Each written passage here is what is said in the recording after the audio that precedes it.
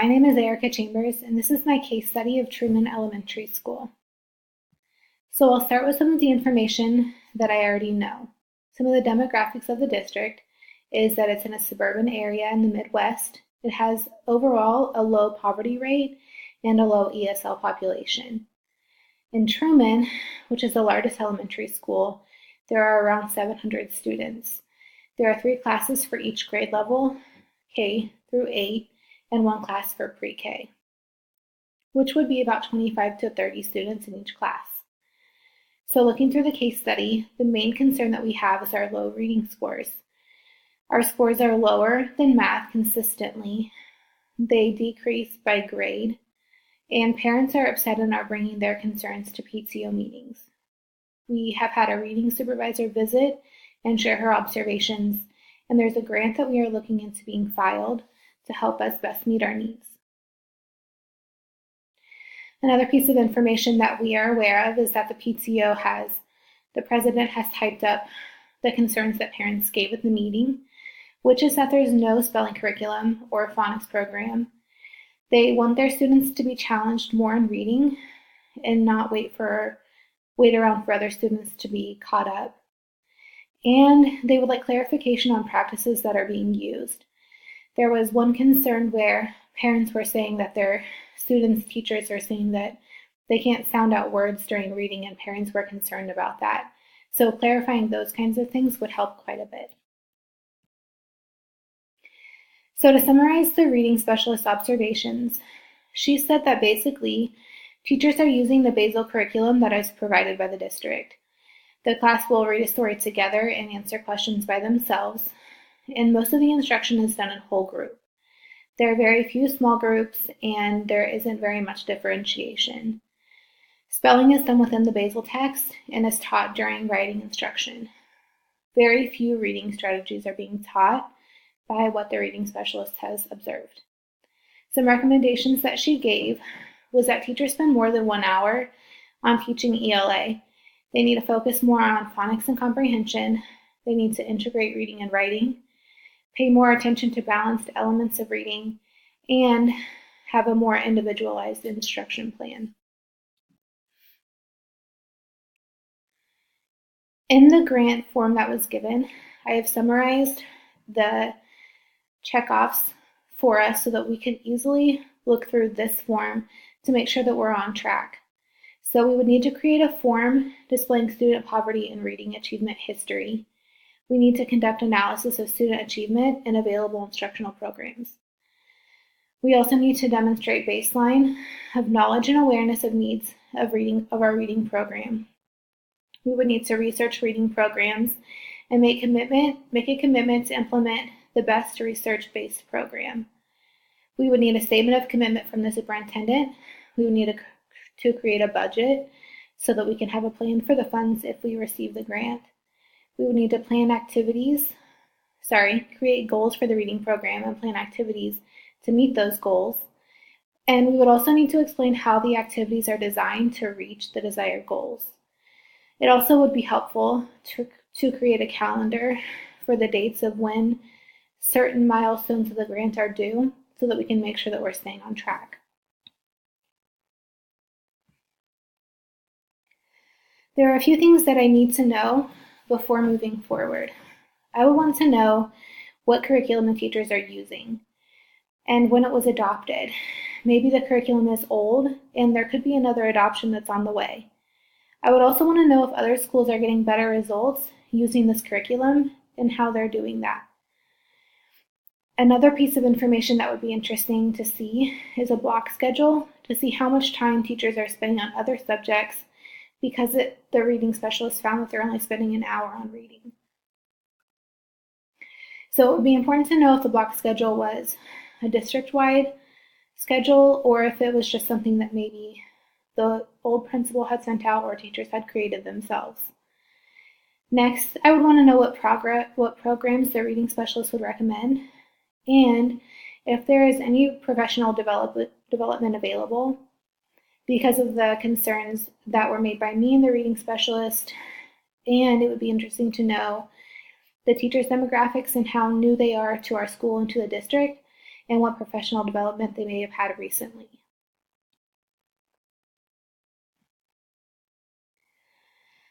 So with all that, there are a few points to the problem that we have.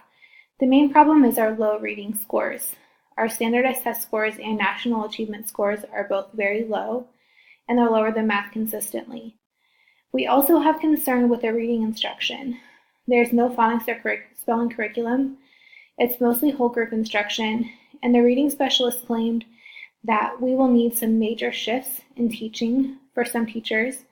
Some teachers may need extensive support, and it might be a problem if some teachers are unwilling to change or to learn new strategies. So for a plan of action, the first thing that I would want to do is meet with teachers to discuss the concerns. I would want them to be aware of the concerns that are brought up at our PTO meeting, the concerns that I have, and the concerns that the reading specialist gave. So we could have a conversation on maybe if they have the same concerns as us and what they think that we should do for that as well. Next, I would want to create a new school schedule and make sure that it's being implemented. We need to have more time to meet as a grade level to go over formative data and our test scores. So that would mean that teachers would need to be creating their formative tests and giving those tests to students every week. It would also be important to include time for small groups and tier groups, as well as more time for ELA in general. It would also be important for me to create a school task force so that we could finish and complete the grant. I would want to meet with those teachers every other week, and it would be interesting to have teachers volunteer for that grant or for that task force so that we could have some more buy-in and maybe they would be more motivated to helping us find a solution for our problem. Next, I would look into professional development and new curriculum that we could use. The reading specialist could guide us to learning about better practices as well. I would want to create a school-wide reading incentive also. This might help students read more on their own, and they could pick books that they want to read on their level or even more challenging texts. Then I would share a plan with the PTO meeting, during a PTO meeting, and with other stakeholders. I would make sure to come to more PTO meetings and plan for perception surveys to be sent out at those meetings and just to parents every trimester or more often if the PTO suggests that, so that we can make sure that we're on the right track. Some strategies that I would use during that plan of action would be when I'm meeting with teachers, it would be important to have data on the board to compare our school with others so that we can show them exactly where our school stands and why there are concerns. It also would be important to have on the board or some way to present ELA instructional practices that I've seen and that our reading specialists have seen compared to practices that are found to be best for students. When I'm creating the schedule, I would need to research how much time to spend in reading and in tier groups in general. We would also want to create norms for the grade level meetings that are scheduled. In our grant task force, a strategy that we would use, as I've mentioned, is to ask for volunteers first so that those teachers might be more motivated to help us find a solution. In finding professional development and a new curriculum, I would also want to ask teachers and reading specialists and their reading specialists for ideas, because maybe they have ideas, they just haven't felt like we were in a position for them to be heard. In the reading incentive, I would want to research the most effective incentive programs so that we can motivate our students as best as we can. So in resolving the issues, what's best for our students? According to the reading specialist, it's best for our students if we have more time for ELA, if we're focusing on phonics instruction, reading comprehension strategies, and writing about what was read. She also recommended that students be reading on level in challenging texts, and we also need reading diagnostics administered, so that could help us plan for small group and tiered instruction, and it might help with teachers' large class sizes. Teachers need more and better professional development, and we also need to find a new curriculum to best meet the needs of our students. So in resolution, students will have more high-quality instruction at their level. Teachers will be seeing higher assessment scores. I will be more knowledgeable about my students because I'll be meeting at the grade level meetings every week with my teachers, and I'll be seeing the formative data. Parents will see their concerns being addressed, and the grant will be applied for.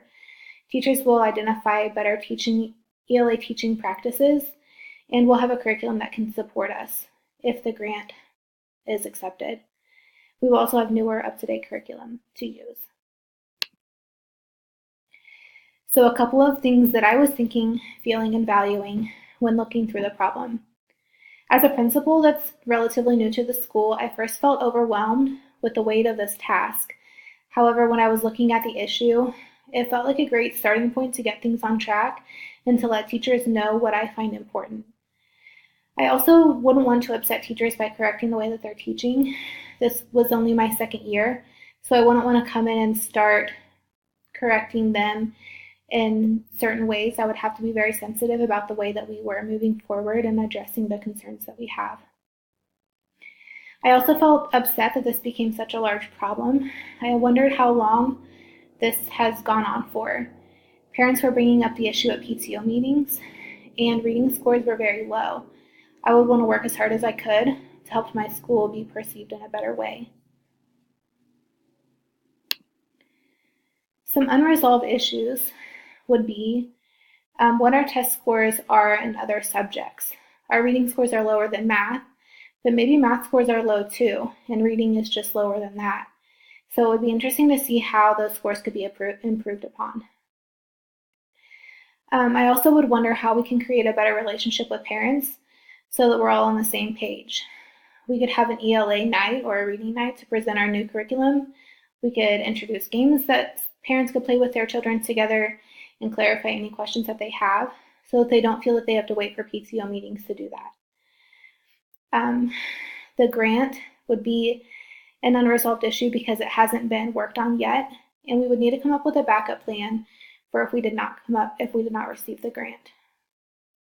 The schedule for the reading specialist to visit our school would be important to follow up on as well, because she's seen our school at the lowest, and then she can come in and see that teachers are making improvements and that they are working to help our students.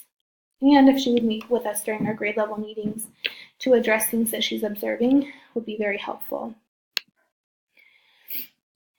So to engage families and communities in my plan, I would address the problems that were brought forward by parents at the PTO meeting. I'm going to create a schedule for perception surveys to be sent to parents and other stakeholders, and I'll share a plan with parents at the PTO meeting and with other stakeholders when available. Data that I've used or will use is the previous assessment scores as a baseline so that we can compare future assessment scores to that. We can plan to use a reading diagnostic assessment to measure students' growth off of throughout the year. I plan to create formative assessments and help teachers plan those and create those formative assessments to analyze during our grade level meetings, and to create perception surveys to be filled out with parents and other stakeholders.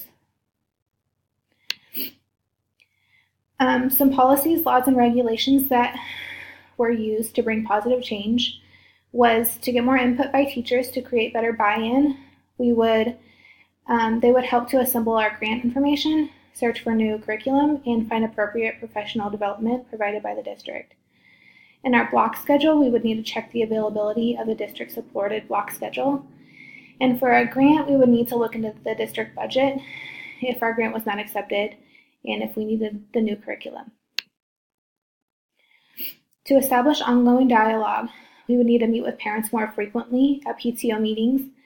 We could plan a reading night to discuss concerns, questions, and growth for families. We would discuss data during grade level meetings, and we could share that information with the district office, parents, and other stakeholders. And the data can be sent to the district office and other stakeholders or any other data that we accumulate. That's all I have. Thank you for listening.